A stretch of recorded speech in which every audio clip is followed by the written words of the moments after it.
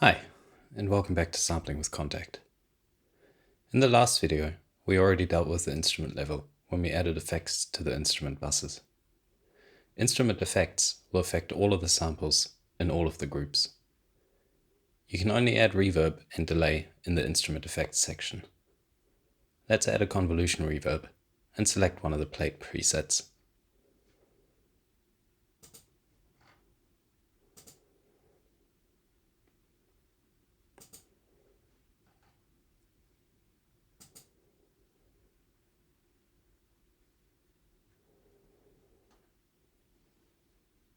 Let's also add a delay, which can be in either the insert section or the send section.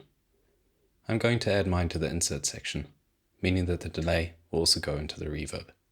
Feel free to add yours to the send section to hear what it would sound like if the delay doesn't go into the reverb.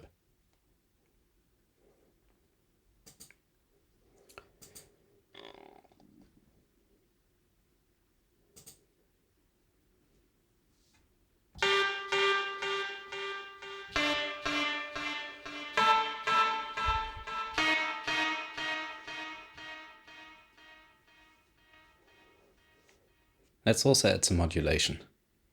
Even though modulation is added at group level, it's controlled all the way down here at the instrument level. There's a lot of modulation options available, both internal like LFOs, envelopes, and step sequences, or external sources from MIDI controllers. You can add modulation everywhere you see this little mod thing. So let's go ahead and add a triangle LFO to the pitch. Let's also add a sine wave LFO to the AET filters morph control down here. You can also add some modulation to the amplifier module if you want, but I'm not going to. The controls for each modulation are now down here. So if you expand it, you can see the two LFOs that we've just put in.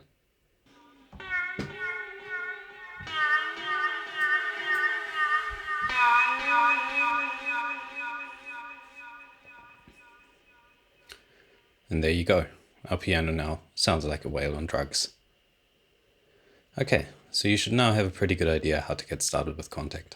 Experiment around and try things out.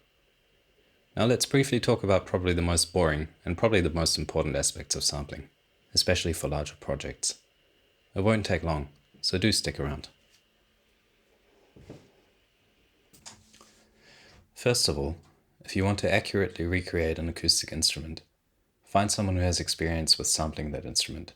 Musicians that play it are a good place to start. They can tell you about articulations and things that you may not know of. People that have actually sampled the instrument are better. They will be able to tell you how long you'll need for recording and what some of the pitfalls are. When you sample a piano, for instance, the lower keys take a lot longer to ring out than the higher keys. In the case of the piano samples we've been working with, the lower registers took up to 2 minutes to ring out. That may not sound like a lot, but remember that during these 2 minutes, the person playing the piano has to keep absolutely still. Otherwise, the chair might creak or you might hear their clothes rustle. When you consider that a piano has 88 keys, and each key has to be pressed multiple times for multiple velocity layers, the time quickly adds up. For sampling a piano with 10 velocity layers, a good estimate for recording time is about a week. Another aspect to consider for a piano is that the tuning will change if the humidity or temperature changes. Hitting the keys multiple times, especially in the higher dynamic ranges, will also affect the tuning. So you should probably get the piano tuned or at least checked before you start recording, and again at some point during the process. So talk to someone who knows what they're doing. It'll save you a lot of time and make the process a lot more pleasant. If you see yourself tackling larger sampling projects, learn how to use Pro Tools. It'll literally save you days, if not weeks, of work. Editing multiple samples at once is faster and more flexible in Pro Tools than in any other DAW that I use, which includes Ableton Live, Reaper, and Logic. Let me show you what a recording session that some friends and I did a while back looks like. This is the session where the samples that we've been working with came from.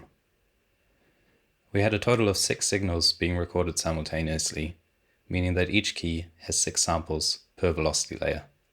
With 10 velocity layers, that makes 60 samples per key. Times 88 is 5,280 samples. Times 3 articulation layers, without sustain, with sustain, and another one for capturing the resonance of the strings when the sustain pedal is pressed. That's almost 16,000 samples, and that's for the finished instrument.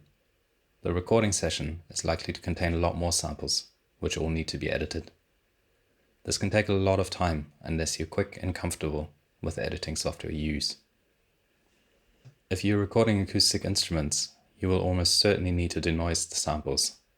Even the best preamps and mics still create a certain amount of noise. On a single sample, you're unlikely to hear it, but when you play the finished instrument, you'll trigger lots of samples at the same time. Every time another note is played, that noise level increases. Play several sustained chords at once and you're almost guaranteed to hear hissing. Isotope RX is a spectral audio editor that you can use to denoise samples. It's not cheap, but as a student you can get a pretty good discount on it. It has a batch function, so you can denoise hundreds or even thousands of samples. In general, the post-production will take the most amount of time, and is a boring process. Plan it well and it will be a lot less painful. That includes coming up with a file name structure and process before you start recording. Make sure you take detailed notes while you record, like which takes were good and which weren't. Again, this will save you a lot of time. Okay, that's it for the practical tips. Hope this series was helpful and enjoy, whether you want to tackle big projects or sample your favorite synth. Take care, and bye for now.